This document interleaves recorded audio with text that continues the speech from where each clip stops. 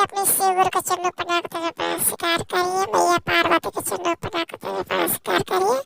साईं भैया साईं दीदी के चरणों पर नमस्कार करिए। सभी गुरुवान भाई के चरणों पर नमस्कार करिए। कहवा गिरले भांगा धतूरा, कहवा गिरले चिलमवा कहर गिरले ना हमेरा भोला के हाथ के डमरुआ कहरे गिरले ना भोला के हाथ के डमरुआ कहर गिरले ना खेत गिरले भांगा धतूरा, घर में गिरल चिलमवा आंगन गिरले ना भोला के हाथ के डमरुआ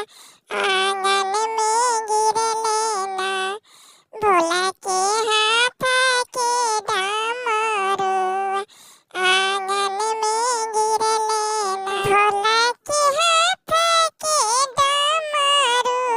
आंगन में गिरले ना भोला के हाथ के डमरुआ आंगन में गिरले ना खेते गिरले भांगा धतूरा, खेते गिरले भांगा धतूरा, घर में गिरल चिलमवा आंगन में गिरले ना भोला के हाथ के डमरुआ आंगन में गिरले ना भोला के हाथ के डमरुआ आंगन में गिरले। के तोई के चर्चा सुनवले, कहाँ से लैले कंगनवा से के देहले ना तो के तीन सूत्र ज्ञानवा के देहले ना के तोई के चर्चा सुनवले,